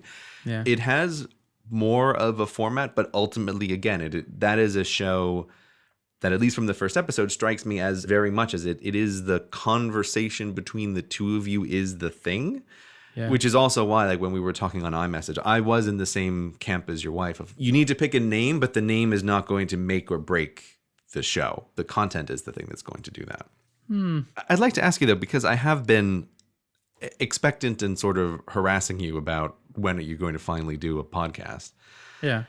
Is there something that made this finally happen now as opposed to a year ago? Like, is there a series of events that brought this into being, or was it something that you just decided now was the time that you wanted to do this? Basically, what took so long? We started a year ago. I'm not joking. I looked at the date, and I think the first one we recorded was actually a year ago this month. And just recently, we recorded our 3rd episode that we're happy with. I didn't want to release a podcast like one episode and then never release another one. I wanted to have 3 made so that even if people aren't that into it, so it doesn't become a thing, I could release 3 like a trilogy. So I didn't want to release it until I had made 3 at the very least. So now that there's 3, I feel like, okay, now let's see what people think. And if they like it, we'll make more. And if they don't like it, well, we'll release 3. And people can enjoy those 3 episodes as a thing that I did once with my mate. That's really what the tipping point was. And I also did get to a point where I was thinking, if I don't do this, I'll never do it. Like I had someone make a YouTube video recently that was something I'd been planning to do for about 2 years, and I could have done 2 years ago and I hadn't. And they released a video and I was like, you can't just sit on stuff, you idiot. Yeah. If you want to do things. Maybe that catalyzed me too in some way, I'm not sure, to think, come on, do crap, Brady. So we've put it out there. Yeah, because you certainly don't do enough as it is. You better get off your butt and do some more. Well, we'll see what happens. But thank you for letting me discuss it in such depth here on Hello Internet. Oh, yeah. I'm very happy that it's out there. And I think people should go listen. Go give it a try. Yeah. Unmade.fm. Unmade.fm, that's right. And that's as good a jump-off point as anywhere. And that's got all the links. And I think you can search for it now on some of the usual places. So don't stop listening to Hello Internet now, but maybe at the end of the show, go and check it out. If you've got an idea, something you want to do in business or maybe just for fun, you're almost certainly going to need a web domain. It could be a classic with something like .com or .net or maybe .fm for a podcast. Or you might want something zany like .dog for that new pet walking business, .poker for that card sharp consultancy, or .space for your new asteroid mining enterprise. Whatever your grand plan, don't sit around waiting for someone else to get all the best names. Go to hover.com and reserve one right now. I've been using Hover quite a bit over the last week, launching a new podcast, and I have to say I've yet again been super impressed by what a pleasure it is to use. Super easy to search for what's available, and then buying the name all for yourself is done in just a few clicks. From there, everything else you might want to do managing the domains is so smooth and this is me talking, it's idiot-proof. I've been able to divert domains I've reserved to other sites or link them with services like Squarespace in just a few super simple and well-explained steps. They've got this thing called Hover Connect, which does it all for you. I wish this had been around like 10 years ago when I was practically crying myself to sleep every night trying to understand domain names. Hover has all the good stuff you'd want, like free Whois privacy and great customer support. Go to hover.com/HI for 10% off your first purchase. That's hover.com/HI. Our thanks to Hover for supporting this episode. And by the way, if my Australian English hybrid pronunciation of Hover is confusing, that's Hover for you Americans. Spell it Hover, like a hovercraft. We have a topic, Brady, that we want to talk about, but I feel like I have just spent this afternoon in preparation for catching up on a whole big story that I was dimly aware existed, which is this lawsuit that has been taking place between H3H3, a big popular content creator on YouTube, and another much smaller YouTube channel over copyright infringement. And I feel like since I have caught up on this thing all at once, I'm not really sure how to explain the timeline or how to explain this whole event to the listeners. Do you have any idea how to summarize this for everybody? I only found out about it yesterday as well. Oh, okay. You're not up on your YouTube news, Brady? No, I'm surprisingly bad at stuff like this. But obviously this H3H3 people made this video really taking the piss out of this other video. And they showed lots of clips from it. But then they also cut to themselves taking the mickey out of it. Yeah. H3H3 would describe this as a reaction video. They use that language themselves. I thought it was beyond a reaction video myself. I think it was more than that. Like, to me, a reaction video is just people watching things going, oh, gross, or haha, that's funny. But they like took this one to pieces. Like, they did a real job on him. I mean, calling this a reaction video is like calling what Red Letter Media did to Star Wars a reaction video. Like, I think this was more in that genre of like a really harsh critique. It wasn't just like passively reacting to it. So I think it was probably quite fair. The other guy didn't. They went to court. H3H3 have won. There's been this judgment in which the judge has said this was not defamatory, which was also part of the lawsuit, and this was fair use. This was fair criticism, which is being hailed as a big victory for fair use. But the judge also said in like a footnote in the judgment, while this is fair use, I'm not applying this to the other sort of brand of reaction videos where people are more just watching and really just using the content. So the judge herself has basically said there are two types of reaction videos, those that I think are fair use and those that I'm not commenting on, which reading between the lines says I don't think are fair use. It's interesting. I feel like I have a little bit of a different subjective take on it. I think if you imagine there's a spectrum, and in my head, I picked the Red Letter Media thing as an example of one extreme end of the spectrum. Yes. Taking out the word react videos for a moment, there is this question of you want to make a video about something that somebody else has made. They've made a YouTube video, or maybe they have made Star Wars. Whatever it is, you want to make a video about a thing that somebody else has made. On one end of the spectrum is what I think is the worst and awful, is the pure react video, which, as you were saying before, is somebody just puts a webcam on their face and you see them watching a thing. They watch the thing in its entirety, and the worst of them say very little or just chuckle or make facial expressions and do almost nothing. Yeah. That's one end of the spectrum. And then on the other end of the spectrum, I think you have something like Red Letter Media as the perfect example of they have taken Star Wars, they've used an enormous amount of footage from it, but they have essentially made an entirely brand new thing. Yes. That is the clearest case of fair use that can possibly exist. And then the pure react video is the absolute worst use case that there possibly is. Yeah. And something like what H3H3 made is in between those two extremes. It's not Red Letter Media, but it's also not them just filming their faces doing nothing.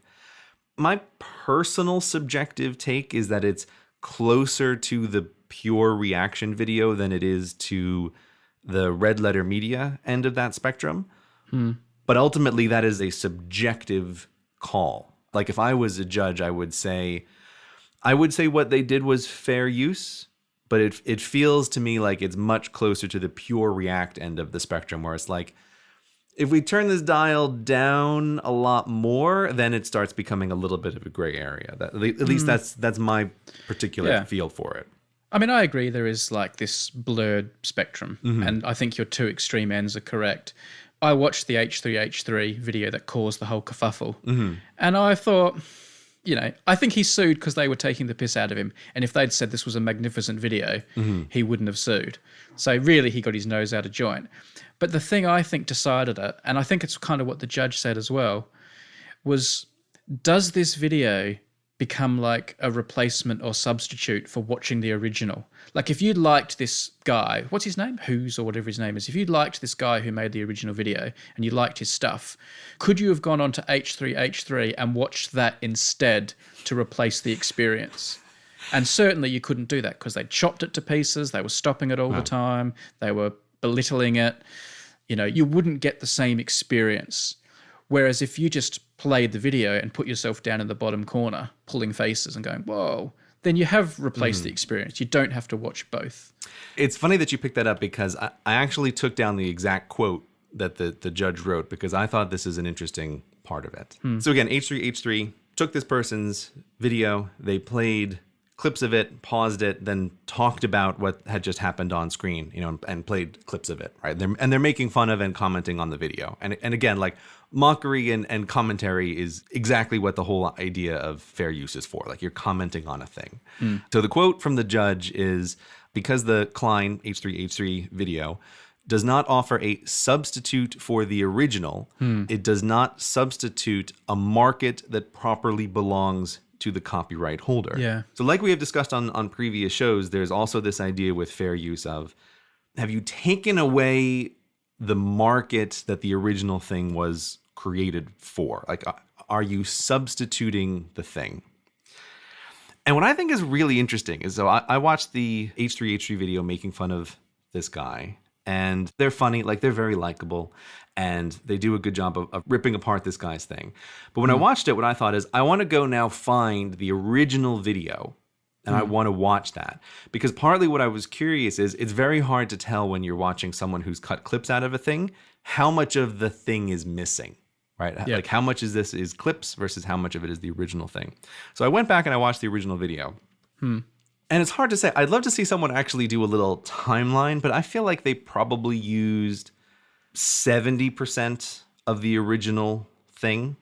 And it's interesting because I'm looking at this judge's decision, and I agree. Like, it does not substitute for the original, but I think what is crossing my mind is, it's almost like YouTube is creating a new concept in the world, which is, like, the idea of fair use was originally created for this idea of, like, if you watch the Red Letter Media review of Star Wars, does that substitute for watching the Star Wars movie itself? Obviously not, right? Because they're two totally different experiences.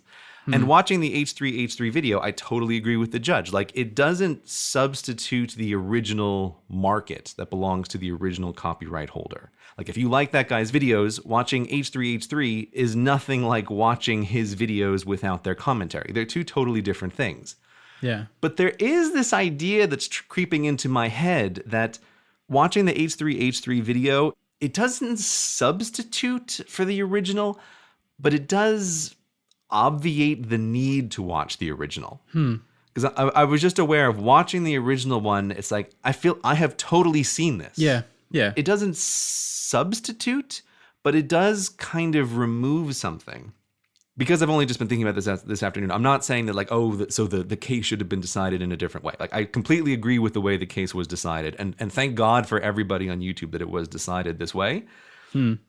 But I have this little wedge in my mind that I keep thinking, there is this idea that this concept of fair use was written in a very different environment than it is being applied now. And it's like, I feel like there's an additional subtlety to the idea of substitution as a test for fair use that is being pulled out by this case in my mind. Because I really do think that the H3H3 video obviates the need to watch the original, which is a new concept in the world. Yeah. At least that's how it feels to me. This finding as well, that's being hailed by YouTubers everywhere as a really good thing for them, could come back to bite them on the backside. Because if all your mail onlines and other video stealing freebooters of the world can turn this to their advantage, suddenly, all your best YouTube videos are going to end up on the Mail Online website, and they're going to say, oh, no, that's fair use, or we're not taking your market away because we have a whole different demographic, or we're not taking your market away because we've made some changes to it that you weren't willing to make, like we made it short. We're catering to people who like short 45-second clips. You're catering to people who like 15-minute in-depth science things. Like, it does open a door that people may think twice about later. I completely agree. And the thing that I keep thinking of is, take the kinds of videos that we make, like educational videos. There's this whole world of YouTube that I'm just not really comfortable with, which is this kind of area that is, it's not the pure React videos, but it's sort of that, where somebody takes somebody else's video and just plays most of it, but pauses it and then talks, and then plays most of it and pauses it and talks. Like, it's very parasitic, isn't it? I mean, this guy who made the video that got, which I didn't think was very good, but he made a lot of effort and he made a creation. And these people didn't really create much. They just sat there and watched it and talked about it. And you could say, well, their creation was their wit and their intellect and their satire that they brought to it. But I still think one person has, like, built the pyramid, and the other person has just said, your pyramid's crap. And they're both getting the same reward as if they both built a pyramid. There is definitely something to that. And I'm aware that this world of YouTube where people play other people's videos, pause, comment, and continue to play and pause, comment. Again, I'm not a judge here. I'm not like the god of copyright. But my feeling is if you use 100% of the other person's video and only do the pause, play, pause, I feel like for me personally, I would not rule that as fair use, which is why in my head, the H3H3 video, it almost sets like the limit for what is it that I would consider is fair use, right, but is getting very close to the edge of what is not fair use. Because I feel like if you watch their video and you watch the original, there's so much of the original in there, and they're playing it all in chronological order and just pausing and commenting. Like, it's such an interesting legal case, but it is like it's setting a minimum bar of what do I agree with, but I feel like you're coming real close to the edge of what is actually the fair use. And I could see a lot of people getting upset when, like you said, other people can start using big chunks of their video and playing the game of how little commentary can we possibly add while still considering this to be fair use. And it's like, oh, we haven't substituted for your market because watching our video with our comments is not the same as watching your video. But that's where I mean, like, I feel like I have this idea that there's like an additional concept here with fair use in the internet world that needs some exploration. And I don't even know what directions that exploration would take. There is one thing I will say that I think is the unambiguous great part about this case. So like, while the copyright part is a bit like, ooh, I'm happy about it, but it's a bit of a less certain that it's going to be great for YouTubers kind of thing. The part that I do think is fantastic is the part of the case which is about defamation. And that is the thing that could have been really bad for all YouTubers, where the lawsuit, it seems like a big part of it was the idea that they aren't just commenting on the other guy's video, they're making fun of him. Yeah. And then it's like, does making fun of someone on the internet, is this going to be an example that we can say, here is the bar where we set what defamation is? And that defamation is making fun of someone's parkour skills on the internet, right? Like, is that defamation? Or saying that, like, the treatment of characters in his video is terrible. Like, is that defamation? The judge had some funny language that they go over in their video about how it's like, it is so clearly not defamation to make fun of someone on the internet. And that is a door that I'm very glad was more clearly closed in this case. We haven't opened the door wider to what is the minimum bar for being able to sue someone for defamation. Because if this video was defamatory, then it's like we have opened a Pandora's box of crazy for what is acceptable or what is not acceptable content on the internet. So that to me is the best and the clearest win out of this case by far. So great. Another YouTubey thing, which has been in my life the last few days, is this thing where YouTube are flagging videos that they think are unsuitable for full advertising. They'll automatically, this is done automatically, videos are flagged as potentially being unsuitable for certain advertisers. So they'll serve no advertising or very limited advertising against it. I feel like there was an asteroid called the Adpocalypse, which crossed the sky of our YouTube planet. And it is forever continuing to rain down chunks of it upon the earth. This is yet another chunk of this, is YouTube fairly recently introducing some AI machine learning bots that are trying to scan the video for content and automatically determine advertiser friendliness or not. I mean, I've got a lot of videos on YouTube, as you know, and I haven't been particularly affected by this. But in the last few days, I've just noticed on a few of my lesser channels, I had a whole bunch of videos flagged for it. Did you get a notification about them being flagged, or did you manually look? I manually looked. Oh, okay, great. So I went and had a look, and I found some. And I can sort of see why some of them maybe were flagged automatically because of the headline. Like, I'll give you an example of some that were flagged. I did one about Viagra, which is actually about the chemistry of how Viagra works. There's no sexual content. It is literally about chemistry. Do you say what the purpose of Viagra is? Is it hinted at in a playful manner? Hardly at all. Not in a way that's unsuitable. Okay. Another one called Making Nanoparticles in Supercritical Water, right, which is a really boring sciencey thing.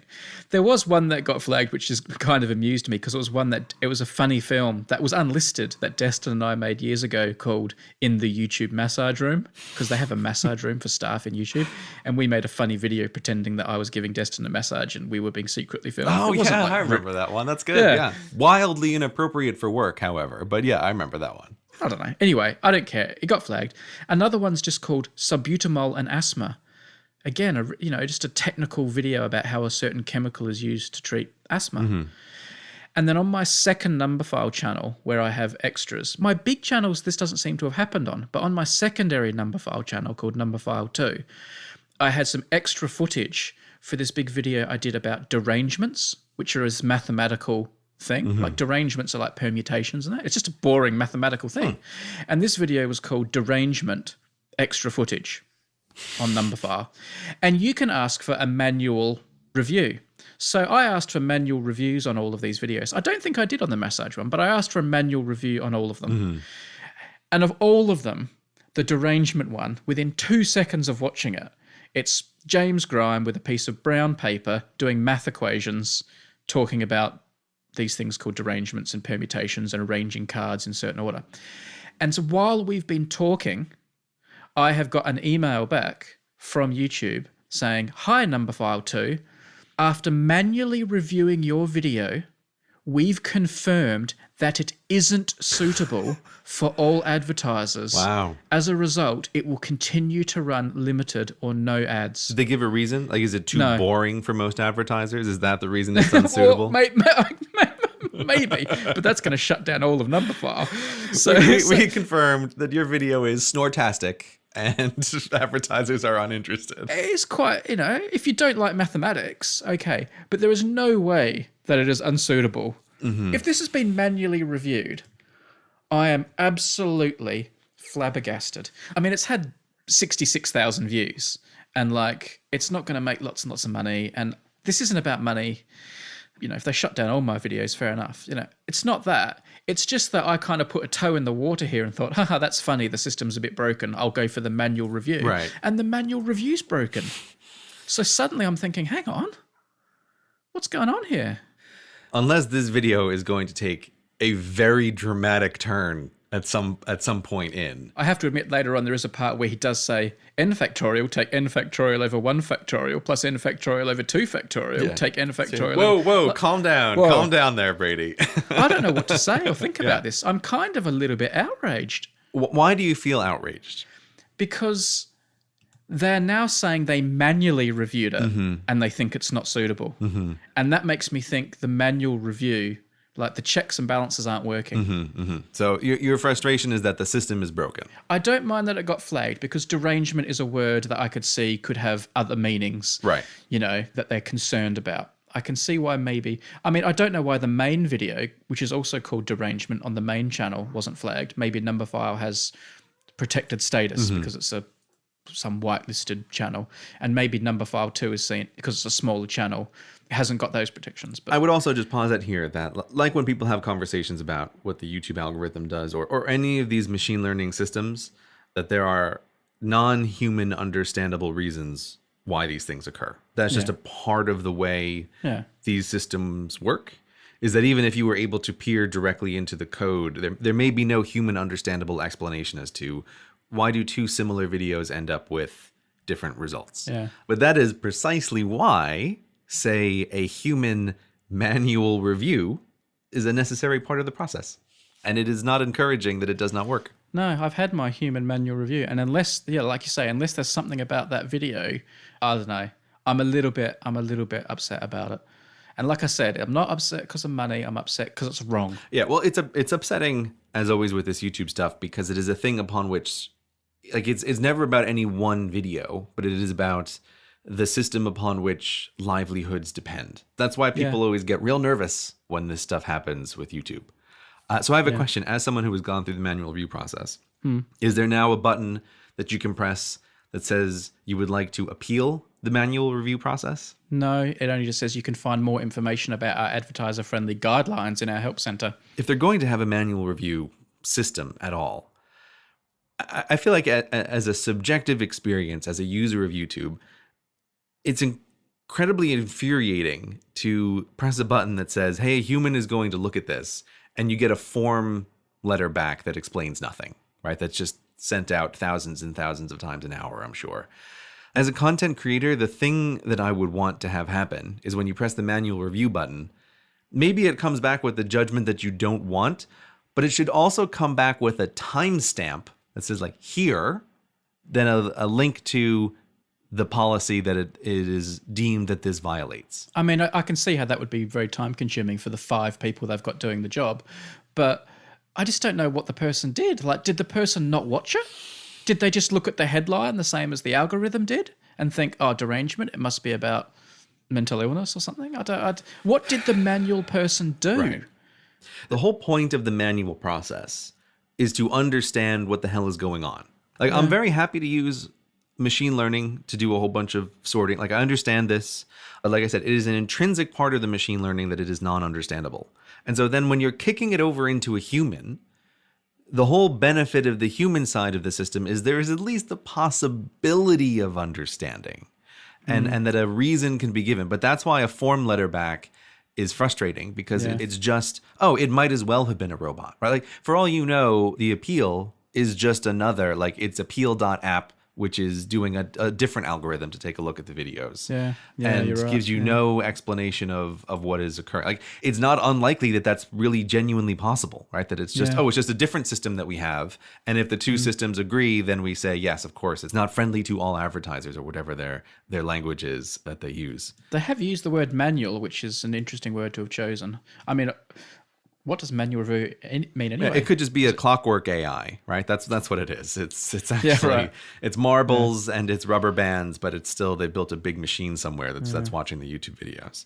It's interesting though that you mentioned this, because I've been hearing grumbles and grumbles about this kind of content system, where once again it just seems like YouTube has a very hard time making a correct maneuver.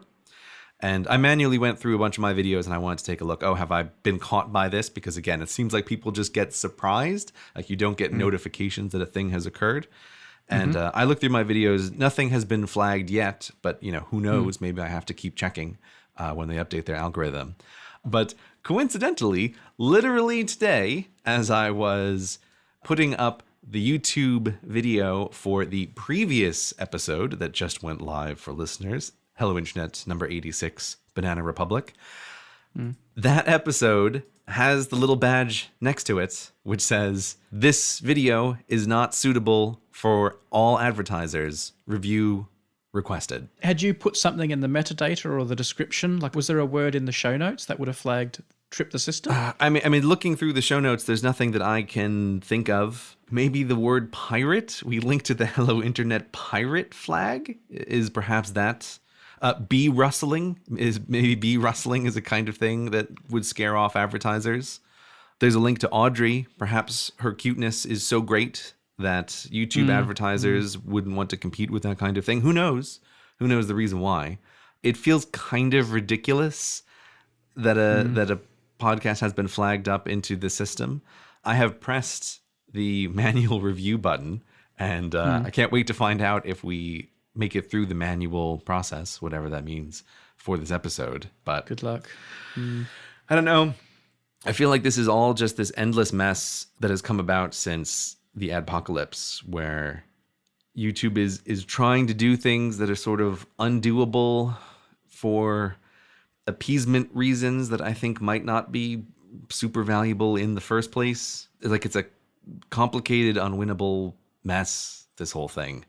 It makes content creators really frustrated to not be able to understand why things have been demonetized.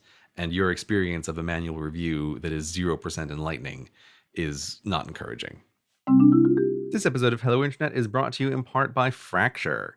Fracture is the photo decor company that turns your digital images into thoughtful gifts or keepsakes by printing them directly onto glass. Shipped complete with a backing stand, wall, anchor, or stand, they're ready to display right out of the box. Just upload your digital photo and pick your size. It's that simple. The Fracture process makes the color and contrast of your photo really pop, and the sleek, frameless design lets your photos stand out while still matching any decorating style. Now, you listener, you take a lot of photos, but you know what? It's very easy for all of those photos to just be archived forever on your computer and unlooked at. If you want to take a special photograph from that library and make it into a real physical thing that will live in your house for you to enjoy, that's what Fracture is for. It's the summer. Perhaps you've gone on a trip. Perhaps you've taken a lot of photos. I sure know that I have. Maybe you packed the whole family into a van and took a road trip to go see the eclipse. Did you get a great photo of it? This might be the time to try out Fracture. Get a beautiful print of the eclipse of the century. Fracture is here to help you bring those special memories to life. Now, Fracture comes with a 60-day happiness guarantee, so you'll be sure you love your order. Each Fracture is handmade in Gainesville, Florida, from U.S. source materials in their carbon-neutral factory. For more information and 10% off your first order, visit fractureme.com/podcast. That is the URL, by the way, fractureme.com/podcast. And when you place your order, don't forget to mention Hello Internet in their one-question survey to let Fracture know that you came from this show. So once again, think about your summer, think about your best photograph that you took, and get a Fracture made of it by going to fractureme.com/podcast. Thanks to Fracture for supporting the show.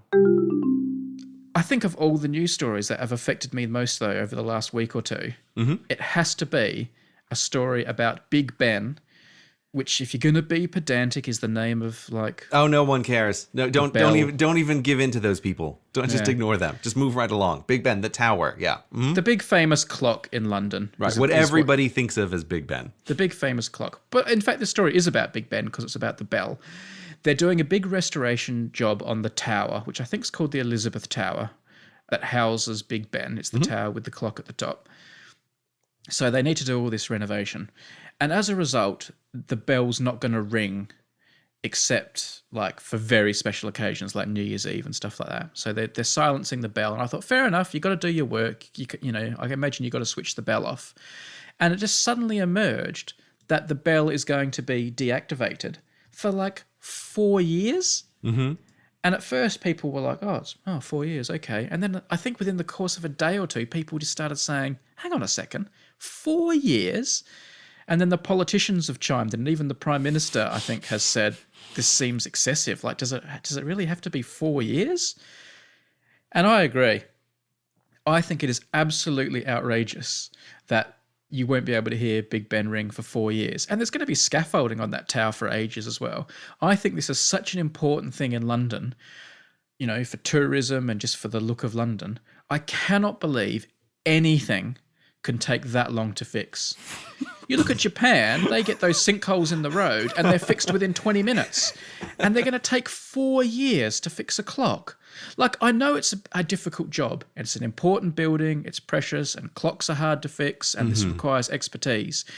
But just throw more people at it. Nothing should take 4 years. Nothing should take 4 years. That's a bold statement there, Brady. Do you know what? The Manhattan Project took 4 years. I checked. It actually took 4 years. So they're saying they can go from not having a nuclear bomb to like the nuclear bomb in the same amount of time it takes to fix a clock. Mm-hmm. What? Well, it's a historical repair of the tower, I thought was the primary thing. This is one of these things where I don't remember. But just put 1,000 men on it. Like, just go. Like, just have the thing team. Like, build the world's biggest someone scaffold. Hasn't read the Mythical Man Month, right? You put 1,000 men on it, it's going to take 40 years to fix that bell, right? That's how that works, Brady. Do you think it's reasonable to have the most? This is the most famous monument in London, if not the world. Maybe there's only probably 2 or 3 more famous monuments in the world. Do you think that's reasonable to have it so out of commission for 4 years? I don't know. I've been aware of the story because I think being in London, somehow I've been aware for a really long time that the tower was going to be covered up in scaffolding for a long period of time. And I don't remember where it was, but I feel like I've known this for months and months and months, but it has suddenly become a story because it's like people can crystallize around the concept of the bell not ringing, right, which has turned it into a thing. And it's happening now. It's become the repair job of the century. Yes, it is. It has become the repair job of the century. But when I came back to London from the summer, the scaffolding was just going up. And I took a picture of it at that time because I knew, like, oh, yes, it's going to be a while before the tower is fully uncovered again. Like, this is going to be some big, huge job.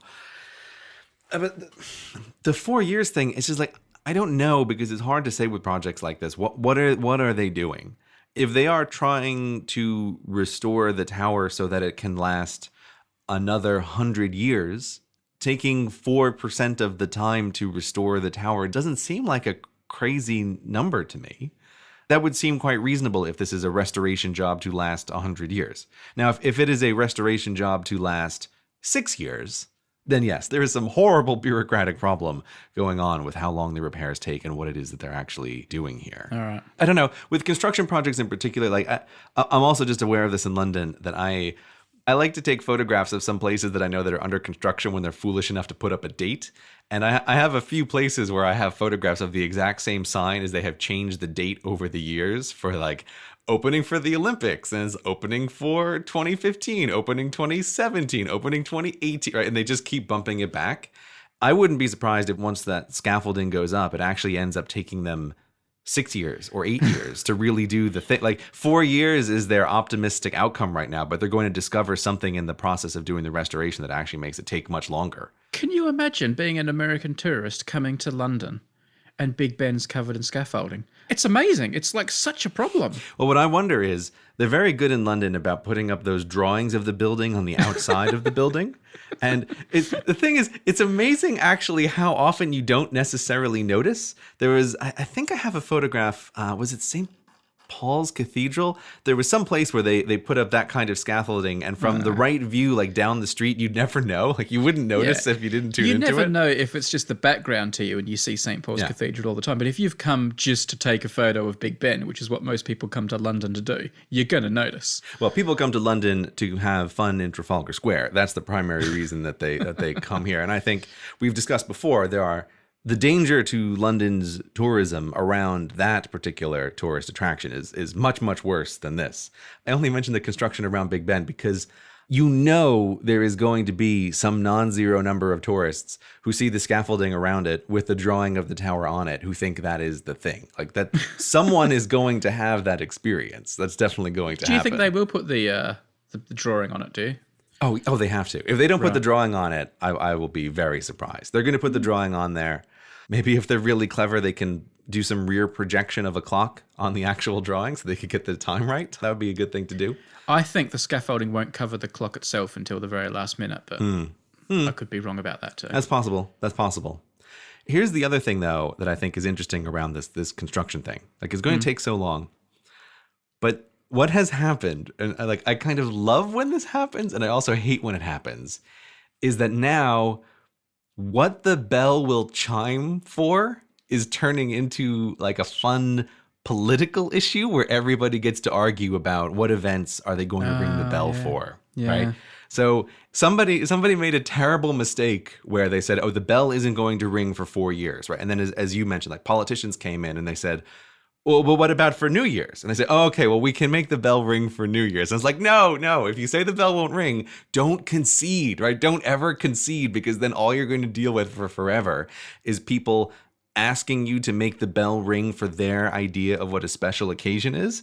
And so already there's a little storm about, is the bell going to ring for the moment of the glorious independence of the UK when it leaves the EU? Like, surely Big Ben should ring for that. And it's like, oh no, you've opened yourself up to this problem of everybody asking, now that you have declared this period of silence, of everybody asking for the bell to ring on a special occasion. Like, you know, in the next 4 years, there's going to be some dramatic news event, right? Some tragedy of some kind, and people will be calling for the bell to ring as respect for this moment, right? Like, it's inevitable that this is going to happen. At the moment, they're saying only New Year's Eve and Remembrance Sunday. It'd be interesting if a really, really important member of the royal family dies, for example, in the next 4 years, which is not an inconceivable thought. It's not inconceivable that the Queen is going to die in the next 4 years, right? You said it, not me. We're not jinxing the Queen here, Brady. That's not how this works. But the thing is, if Big Ben was ringing, everyone would be saying it should be silenced. So I don't know what they're going to do when that happens. You can't say, hey, the Queen's dead, let's all ring a bell. Ding dong. I put my money right now that if the Queen dies, they will ring the bell. Right. I bet that will happen. That's what I put my money on. But when someone dies, isn't it all, stop the bells? That's even the poem, isn't it? It's when someone dies, it's an inversion. You're totally right. So because the bell is silent, now we must ring the bell. To not ring the bell incredibly great. disrespectful. Do you know what's going to happen? What? Every bad thing that happens in the next 4 years is going to be put down to the curse of Big Ben. It's going to be like, when like all celebrities start dying and think bad things happen, it's going to be, this just started happening when Big Ben stopped ringing. I think you're right. I think you're right, Brady. Big Ben, it's the beating heart of the United Kingdom. It's terrible, terrible luck to still the beating heart of this kingdom. And is it a coincidence they stopped the bell the same day as the eclipse of the century? I don't think it is. Yeah. I don't think it is. It's concerning. It's a really concerning point that you brought up there. Curse of Big Ben. I hope we make it through it.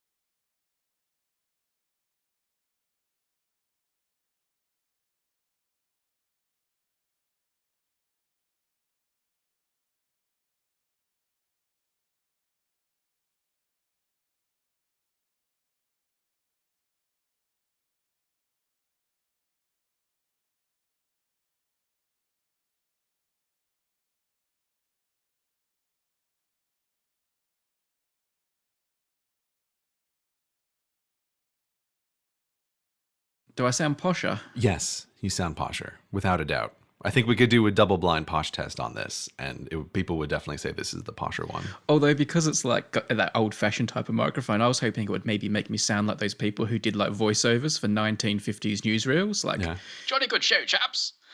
Here they are, having set the new land speed record out on the lakes of North America. That's pretty good.